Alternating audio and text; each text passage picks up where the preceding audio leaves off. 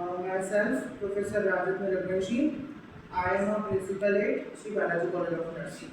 बेटा अभी हम लोग जो हैं वो paediatric plus MCH maternal child health lab में बेटा हम आज देखेंगे कि जो बेबी जब डिलीवर्ड होता है तो डिलीवर्ड होने के बाद में उसको जो न्यूबॉर्न केयर दी जाती है उसी न्यूबॉर्न केयर में एक असेसमेंट होता है जिसको हम बोलते हैं एंथ्रोपोमेट्रिक असेसमेंट। ठीक है, एंथ्रोपोमेट्रिक असेसमेंट जो होता है एंथ्रोपोमेट्री तीन वर्ड मिलकर एक वर्ड को कंप्लीट करते हैं जिसमें हम बेबी का सबसे पहले क्या लेते हैं लेंथ, जन्म के बाद उसकी जो आइडियल हाइट होनी चाहिए।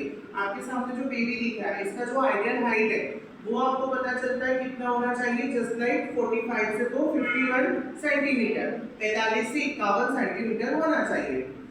नाउ देन सेकंड हम इसका क्या करते हैं वेट जो कि नॉर्मल बेबी का वेट कितना होना चाहिए 2.5 से 3 किलोग्राम तक। ठीक है, अगर इसके अंडर होगा तो हम उसको LBW करेंगे, लो बर्थ वेट पे भी करेंगे।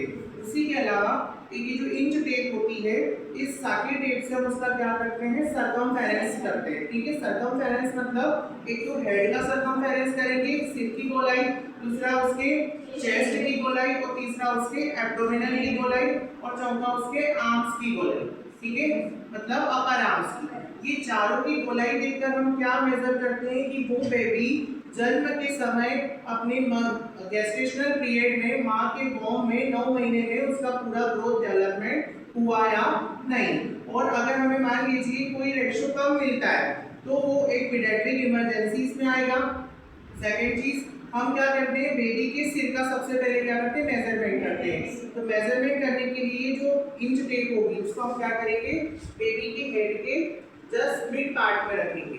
मिड पार्ट में रखने के बाद इंच टेप को रोटेट करते हुए सेकेंडरी हम उसका मेजरमेंट करेंगे।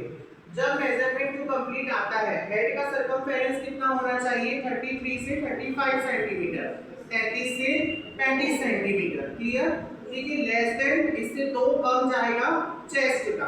सेम चेस्ट का अगर जब हम सरकमफेरेंस करते हैं तो उसके चेस्ट के मिड मतलब नेक से 4 फिंगर अपन क्या करते हैं काउंट करते हैं।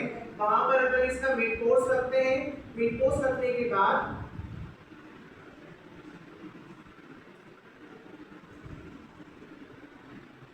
सेकेंडरी मिड कोर्स रखने के बाद बेबी का अपन क्या करते हैं सेम उसकी बेबी को अपन रोटेट करते हुए इंच टेप से उसका मेजरमेंट करते हैं जो कि कितना होना चाहिए 31 से 33।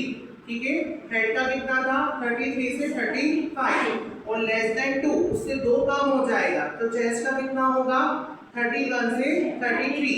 क्लियर? अब सेम यहाँ से हम एब्डोमेन का करते हैं। जो एब्डोमेन है वो कितना हो जाएगा 28 से 30। कितना हो जाएगा 28 से 30।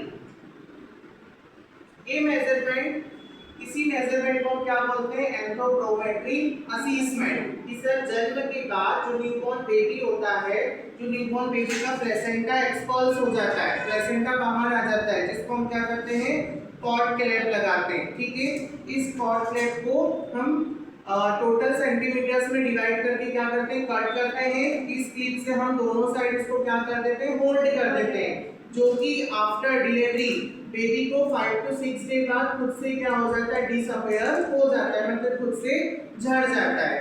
तो ये पूरी केयर जो होती है इसी केयर में हम स्टार्टिंग में जब बेबी हमारा डिलीवर्ड होकर हमारे पास आता है हम उसको पूरा क्लीन करते हैं प्रॉपर्ली, स्टेराइड जो ग्लव्स पहनकर स्टेराइड पूरा तौलिया वगैरह जो होता है ऑटोक्लेव किया हुआ उससे हम पूरा क्लीन करते हैं। जो आर्टिकल्स होते हैं किडनी ट्रे में अगर कोई लिक्विड आ रहा है जस्ट लाइक हम पहले क्या करते हैं नेजल से उसका सक्शनिंग करके देखते हैं, देन माउथ से करते हैं। अगर कोई बेबी ने एमनियोटिक फ्लूइड पिया हुआ है या बेबी की नाक में या मुंह में कोई पानी चला गया है तो वो क्या हो सकता है एक्सपल्टेट हो सकता है, उसका कलेक्शन हम करते हैं किडनी ट्रे में।